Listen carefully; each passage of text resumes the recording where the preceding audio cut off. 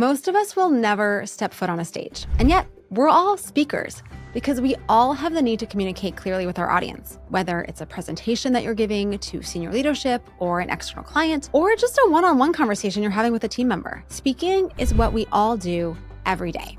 And today's guest is going to help us learn to speak with confidence and clarity. Joining me today is Ruth Milligan. Ruth is a 35-year communication veteran. Her career has included being a speechwriter, press secretary, marketing consultant, and for the last 15 years, a communication coach and trainer. She is the author of The Motivated Speaker, with her co-authors and colleagues, Acacia, Duncan, and Blythe, Coons. Now, don't forget to hit that subscribe button. I share new episodes and other tips for managers every week. Now, here's my conversation with Ruth. Thank you so much for joining me today, Ruth. I'm so glad to have you on the show, not only because we're going to have a great conversation, but also because you are from my home state of Ohio, and you're the first person I've interviewed from Ohio, and it's just so exciting. And of course, for all the listeners, we're going to teach you something at the top, and I'm going to say OH. And I'm going to say IO. You can say that on any plane around the world, and someone will call in response. So thank you for having me on, and greetings from the Buckeye State. We're going to be talking about communication, specifically verbal communication skills, and how we kind of talk and engage our team and others. But I sometimes like to start with what are we doing wrong? Because we all talk all the time. We do. And yet I feel like we're not all maybe so great at communicating and engaging. And so maybe you can start us off with what are some of the things that we do wrong, probably unknowingly? A great metaphor to start might be we all walk, but we all don't run marathons. And even though they are similar, I would like to say that what we do in everyday life is talking. And then at some point, we have to deliver. And it might be in those casual environments where we have to deliver, but it also might be in those high stakes environments. So the one thing I think we do wrong is not catch people early enough in their careers to help them build the right habits. Full stop. I don't think there's anything more important than a junior or mid-level manager to build some muscle and not even bravery or courage, just some skills and feedback to be able to say to that associate, I'm hearing something in your speaking that's hurting your ability to get your message across. That could be anything from an likes, right? Okay. So those are all filler words. They have different purposes in speech, but they are what we call disfluencies. Then there are things like not paying attention to time. I'm going to be mindful of the clock with you today. Make sure we stay within the time frame you've given us. We may just talk on too long in the weeds. I'm going to tell you how this clock is made, and all I really want to know is the time. So there's a collection of things that happen, and I call them shaded habits that happen in small rooms like conference rooms and staff meetings and things where there's low stakes. And then all of a sudden you want to take somebody to a higher stake situation. You want to take them to the executives, to a board, to a conference, to a panel in the community. And all of a sudden, all of those shaded habits go with them. Because the social capital that you need to be able to give them that feedback is tricky. You have to know how to give them the feedback, and you need to know how to support them in the correct behavior. And you have to make sure that you haven't lost your trust with them. So those are reasons why I think we let people do things wrong, because it's easier just to say, it's okay. It doesn't matter that much if they have those or overtalk or ignore time. And I have a whole list of them. Those are just the three that people most come to us with challenges. So that's where I would start, is pay attention to the low stakes moments where those habits are starting to form, and know that they can be unformed, that we work our way into a habit, we can work our way out of one. No one is a natural speaker. Have you ever said, boy, that person is such a natural? Have you ever said that? Anyone ever thought that? It's actually a myth. No one's a natural speaker. We're all habitual. We don't come out of the womb speaking. So that's the one thing, at least with regard to speaking, oral, verbal communication. We have the ability to help our teams do better, but we always don't take the opportunity to do so. I love that we're starting with this, like thinking about it from the perspective of your team members and recognizing that these habits seem like no big deal. I mean, I definitely see them in people all the time, and I'm like a real stickler about things like ums and likes and rights and like those little filler words. Like, hear them and they make my brain like sizzle. Well, especially as a podcast host, they get really loud on a podcast. It's so good to stop for a moment and say, how can I help my team members while they're still forming those habits?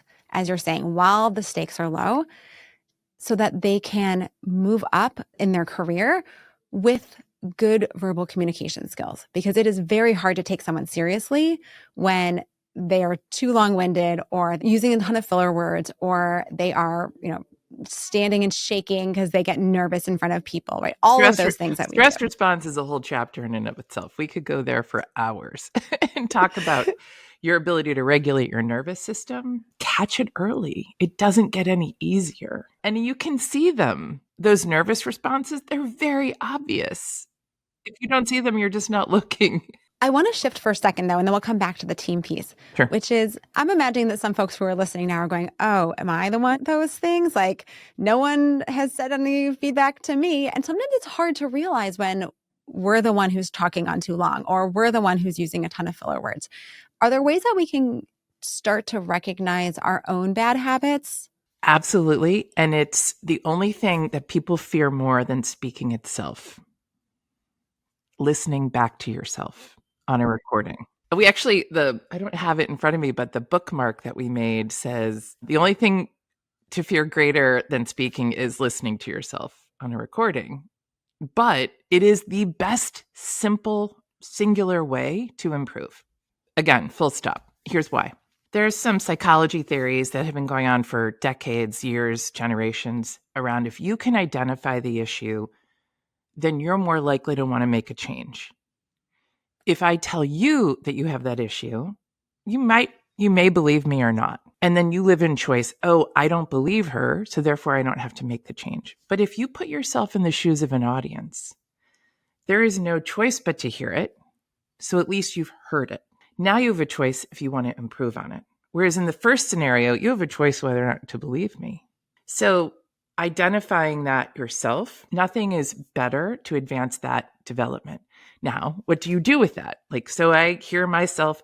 So here's an example. We did a test podcast a few months ago, and I heard myself say, about 10 times. Now, we were on this test for about an hour and a half. So it wasn't too bad. But for me, any is too many. I have a pretty high standard. I don't hold others to that standard, trust me.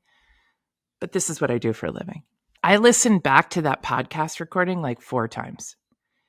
And the full week after, I just walked around and caught myself every time I felt the coming. And it has to do with the glottal stop. And there's some physiology involved and why we use them.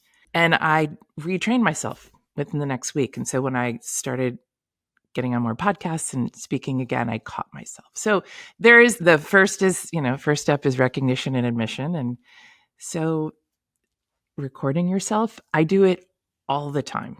I'll do it in the car when I'm writing or thinking out something. I'll do it as I'm practicing a short or long talk. I record nearly every single coaching call we have with folks, and I might send it back to them and say, just listen to 1 minute. A lot of our coaching calls for consequential keynotes and things, I'll sit with a client, and this is a great example. I sat with a client 2 weeks ago who a year ago had this huge presentation, and his board chair came to him at the end and said, you got to work on this. And he's like, I don't know what to work on. So we sat and watched the recording. There was an every 4 or 5 words. And he never, ever, A, heard it himself, and B, no one ever told him. And this is like a 55-year-old executive, right? He had gone a long time with this habit. Now, it could have started later in life and it could have evolved. But nonetheless, going back to the first point, help people learn these things early on, or help yourself. So listening back, there's a ton of tools now we can do this with. If you're on a Teams call yourself, there's a speaker coach you can turn on. It will give you feedback in real time. How many filler words, how fast you were speaking, did you use the same word too many times? There's 4 or 5 really great metrics. Use that as the low stakes starting point. It is not complete, but it is data, and it is meant to get you curious. How could I improve? I'm so excited to try it out because I spend a lot of time speaking to people as well.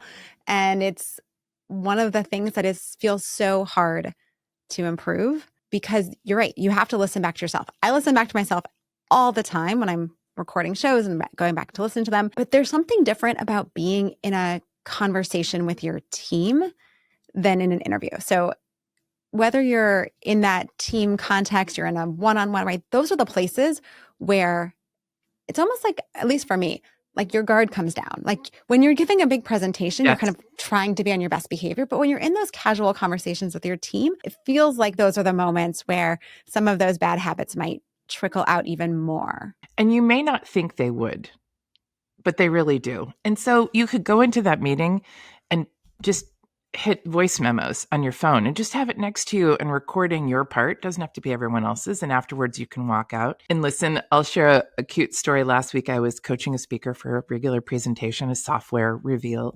And in the presentation, I heard him say, etc. He wasn't a native English speaker, so you could tell he was trying to figure out what else to say. I heard him say it again. I just make a mental note of it. Maybe it's just an anomaly. We're just chatting on the call, and he says it 3, 4, 5 more times. Et cetera, et cetera. And to me, et cetera isn't an acceptable verbal word. It's almost like saying blah, blah, blah.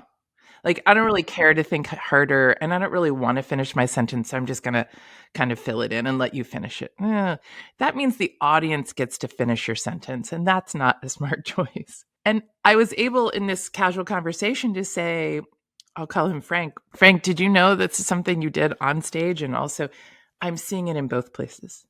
So it is true. It is a problem for you, and let's address it. So I think that we try to say, oh, that's just me in a casual setting. The whole point we're making is as soon as that shaded habit goes to an illuminated place, it could just be a one-on-one conversation with your boss. It could be something where there is a greater spotlight, any sort of formal presentation at all. Even an analytics reveal to a team. It doesn't have to be anything terribly consequential. You're going to hear the same habits. Let's talk about the habit of either going on for too long, giving too much detail, kind of repeating yourself and not really knowing how to be concise. And is that the same or different from someone who is very paced? Like I have a client right now where it feels like she's thinking and talking, but everything has to come out incredibly slowly. And there's a little bit of like the starts and the stops. Like she'll start one train of thought, then she'll kind of pause as she's thinking it through, and then she'll kind of say it again in a different way. And it can feel like so uncomfortable and so slow and taking up so much time. So thoughts about those kinds of habits? I have to tell you, I haven't gotten that question before, which is, I feel like I've gotten most questions. That's a brilliant question. And what I see in what you're asking is on one side of the spectrum, let's say there's a 1 to 10 in the range. The 1 is measured and slow and thinking about every single word, probably has some perfectionist tendencies, my guess. Doesn't want to make a mistake, is always sort of questioning in that cycle in their brain. Am I saying the right thing? Can actually see it in their eyes. And then at the other end, maybe at a 10, might be the person that just has tons of thoughts all the time and has no inhibition to actually stop, pause, shift, think, start, continue, stop, pause. And I'm not naming or diagnosing anyone, but the folks at the 10 are going to likely more have instances of ADD or ADHD. And the reason I say that is we've worked with some researchers on the correlation between time, stress, and speaking. It's an interesting triangle. And in the middle, for some of those people, might also be ADD. And what happens to them is that they actually don't have the ability to switch. So that means their executive function prevents them. And I have a child with ADD, so I've lived with this for 19 years. So I have a little bit of firsthand experience of what this feels like. That means that I'm doing something, and I need to look at the clock and then come back to it. So the person that goes on too long can't do that, because what happens is they have to stop what they're doing, look at the clock, 16 minutes, come back to what they're doing, remember where to pick up, initiate again, sustain the memory of what they were supposed to finish, and then also know how to stop and still look at the clock. So I've done about 8 different small tasks inside just this last 15 seconds. And for folks with executive function or ADD, that's really difficult. If you add the stress level, our amygdala is taken over. We don't have control as much of time because, as you may know, when the stress takes over, time expands. So if I don't look at the clock at all, I think I have more time than I really do because time just slows down. I burned my hand once and I looked down at it and it felt like it was like 15 minutes between how my brain processed the pain and me actually feeling the pain, right? It's common. It's known about that relationship.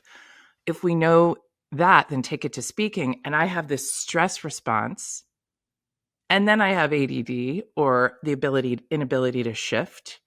And then I'm just going on and on. So it's not so much that I have to say everything, it's that my brain isn't allowing me to do that switching. Maybe just like right there. I don't think I have I think I have a light case, but I was also trying to make sure all of those things were included in my description. Tell me what didn't make sense. Well, I'm not sure that anything didn't make sense, but I'm thinking now about some folks that I've been in meetings with and what happens when they're going on and on in these ways and how I might be able to support them by, you don't want to interrupt people, right? I mean, you can. And as managers, sometimes we have to, especially if the conversation is going off track or we're running out of time or we haven't heard from everyone. So there are gracious ways that you can interrupt. But you don't want to make it a habit, right, of interrupting the same person over and over and over again, because that doesn't feel good for anyone. Well, so let's set them up for success. Here's some tips. First of all, what comes to mind first for you? Like, how do you set someone up for success before they go into that setting? So one thing that I like to do is talk to my team members beforehand, specifically the people who either go on or the people who I know don't want to speak up or are likely going to stay quieter. And for both of those folks, I like to talk to them ahead of time. For the quieter folks, I try to give them a little pep talk and say, I really want to hear what you have to say in this meeting. So I really hope that you're going to speak up, jump right in, please. So I try to kind of let them know that I'm expecting them to talk. And for the folks who go a little long-winded, I say to them something along the lines of, I'm so excited to hear what you have to share in this meeting. I really want to be cognizant of hearing from everyone. If I interrupt you, it's only because I want to make sure we get to everybody. And I'm always happy to meet with you after the meeting to hear any other thoughts that you might have. So kind of giving them the heads up that can you try to be a little concise, make sure we have space for everyone. If I cut you off, don't take it personally. There will be time later. Great starts. Absolutely. All of those are important because you're telling them how you want them to feel going into the meeting. So don't be distracted or caught off guard or surprised if there is a shift in time that is against what your brain is saying needs to happen. Whether it's the perfectionist that needs the time to get through everything or the person that just has so much to say. I mean, we're doubling our knowledge every day these days. I mean, so we have a lot to share. But there's 2 things that I want to add to that. One is we're big believers that you should always tell people what you want them to do, not what you don't want them to do. It's easy for me to say, don't say, but what would I do in place of it, right? So we have a tip. We'll go back to that. Remind me to ask you what the replacement is for that. In this case, it's also about organizing your content and the structure of what you're planning to say. So giving them the questions in advance, we're going to cover not just this topic, but this question. So here's a good example. If we say we're going to cover sales, that's really different than saying this meeting is going to answer the question, how are sales going in the Northeast among red-haired, green-eyed, left-handed walruses? Something silly, right? And then all of a sudden they get to narrow the content down and know this is the topic we're talking. Now they may say, I want to talk about other things, and you might get them to say, that's great, but that's for another meeting. We do that a lot when people come to us and say, I have all these things I want to say in a talk. Similar. And I'll say, for this audience, this is what they're looking to answer, and this is how much time you have. So let's practice. What are your key points inside the answer to that question? So my suggestion is always set them up to be successful with knowing what question gets answered and say that's what the audience is looking for. And then let them prompt you with more questions if you didn't give enough. I've had so many people say, no, I'm going to get interrupted and I'm going to have to answer all these questions. So I want to answer them all in the beginning. And I'll say, really? Is that true? Can you put some of that in the appendix and get to the bottom line? Maybe you will answer their questions and get what you want. I also encourage you, the other point is, what is it that they're looking for the audience to do with what they're saying? Are you looking for them to take action? Is this an approval? Is this a knowledge share? Is this a budget number? Is this a resolution to a problem? What is the goal in that conversation beyond just being heard? And if your goal is, I have to have everyone hear everything I have to say, I promise you it probably won't end up so well. And some people do have the need to be heard. And so you say, okay, well, we're going to be heard, but not in that meeting. I'll find other time to do that. So depending upon the setup of the goal and the purpose of the meeting will help you decide how to prompt those people. I'll give you one other very interesting statistic that I learned in COVID, which was for people back to ADHD kids that had to go from the classroom to virtual, they lost 14 points of engagement. The tap on the shoulder, the whiteboard, the note across the desk, the seeing the classmate with their notes, what homework are you working on, the reminder verbally. And I'd say that it's the same thing, especially if you're in a virtual situation, but also in, maybe I'll sit next to you and tap you on the knee, or I'll pass you a note, or I'll help you to remember we're almost to time. I deal with this a lot in the high stakes interviews that I prepare, where people have 30 minutes and 6 people have to talk and there's 7 questions they have to answer. And if one person goes over, it means that the last person doesn't get to speak and their points are lost, right? So it's a ripple effect. In this case, you can build a habit with that person that then they start to learn it themselves. But sometimes their stress response is like, I can't see anything and I don't know where to look or here. So hopefully those were some content preparation that gets them closer to success and what the answers are you're looking for. Okay, a couple of things here. First is I love tell people what to do, not what not to do. I hear this from my kids sometimes. They're like, my volleyball coach said, don't hit it in the net. And I'm like, duh, but I don't know how to hit it over the net. So teach me how to do the thing you want me to do. So yes, I think it's so easy to point out what's wrong. And if we don't know what to do differently, if we don't know how to help someone do it right, we can help them find the right resources, right? So if we don't know, we can still support them to find the solution. So that's the first thing. Second thing is I'm a huge fan of meeting prep. Absolutely. The more information you can give people about what the goal of the meeting is, what you're going to do during the meeting, what the questions are, what materials they can review, what questions to think about ahead of time, all of that 100% makes not only each person show up better, but the meeting itself so much more productive. So multiple bangs for your buck on that one. And then the last piece here is the cueing that we kind of lose when we're not in person. And I actually am curious what you think about using timers, or at one point I had written out some cards with 1 minute, 30 seconds, and I would hold them up on my Zoom screen when we're doing round robin so people would know they have 1 minute left to talk, they have 30 seconds left to talk. And I'm just curious what you think about those kinds of cues or tools to help people, not just one individual, but as a group, stay within their time bounds. Yeah. So I have a whole wash of thoughts about this. If they're not practiced about it before the minute or before the moment, all you're going to do is shock them and make them embarrassed that they don't know what to do. And often, I found this early in my career, if I stopped somebody and told them how much time they had left in the middle of a sentence, they may do this. Oh, I'm so sorry. And they stop. And then you don't hear the rest of it. So there is a risk in there of catching them without telling them and practicing that with them. Just telling them they're going to do something is different than actually getting them to feel the stress beforehand. And this is the big thing that actually is a major focus of our practice right now, which is getting people to actually feel the tension and the consequence and the stress before they go into that room, so that the first time they feel it isn't in the room. If you say, I'm going to hold up a sentence as 1 minute, and you've never done it before, you're setting them up for failure. So it is in the practice. Let's just practice this. So then they may actually start to cue themselves because they don't want to see the sign. See the difference? Yes. And you're actually helping them with that habit by telling them, we're going to do this.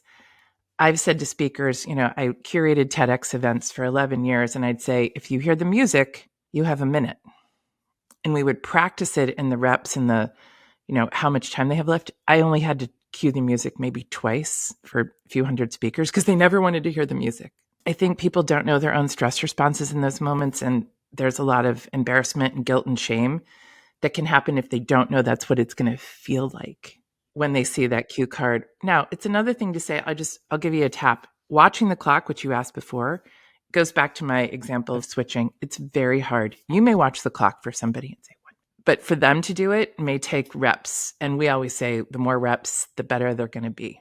And you may not want to rep for a low stakes staff meeting, but those are sort of the formative assessments, if you will, that sort of quizzes that you would have in a class that gets you. So when you get to the larger meeting, you don't have any issues. Unfortunately, we have to start to wrap up. We're at our time limit. That was really fun. So Ruth, can you tell us about a great manager you worked for and what made this person such a fabulous boss? When I was starting in my career, I was in politics for 6 years, and then I went to interview for a nonprofit job. And I'll never forget the interview. I looked outside at the end of it, and it was dark out. And I had arrived at 4, and it was like 6:30 or 6:45. And I remember how much time and grace and interest he had in me as a person. And he became that same boss for the next few years for me. And I think he went on to do great things in his career, from Columbus to the country to worldwide in his nonprofit pathway. And I think the best thing he always did was he had a mentality of really of kind of the yes and, Ruth, I see you, I support you, go try it. I'll support you if it doesn't work. I'll support you if it does. And I got your back. And there was little doubt. And he gave me so much little confidence along the way that I became very successful in that job when I really came into it not having the skills initially. I haven't had a lot of managers in my life because in politics, I work for the governor and the first lady, and they weren't really managers. They were leaders. And I had to manage a team underneath them. And then I started my own business largely when I was 34, and I'm been in doing this for 23 years. So hopefully I've been a good manager to my people. And where can people learn more about you? Remind us the name of your book and where people can get it and all that jazz. So the name of our book that just came out is called The Motivated Speaker. It identifies the 6 principles that you need to be a great communicator. We studied under a writing scholar at Miami University who helped us identify what are called threshold concepts, which are things they're troublesome, they're sticky, they're recursive. You have to sort of push through to get to the learning. And what we have found in our practice with our speakers, when somebody would call us and say, so-and-so isn't doing well, we started to collect, what did they miss along the way? What learning did they need to encounter? And it's not a skill. It is a liminal space. It is that kind of something you have to understand and experience in order to really level up the skill. And that's what the book is. We're very excited. Nothing's been written on threshold concepts and learning to speak before. And our practice is at articulationinc.com. We are a mighty group of speaker trainers and coaches who love to help people level up their speaking. This is all we do. Hopefully that helps people find us and know how to engage with us. Thank you for asking. Thank you again so much for being here today. Really a pleasure. And I have all these new ideas for how I can level up my own speaking. Thank you for having me. It was a blast.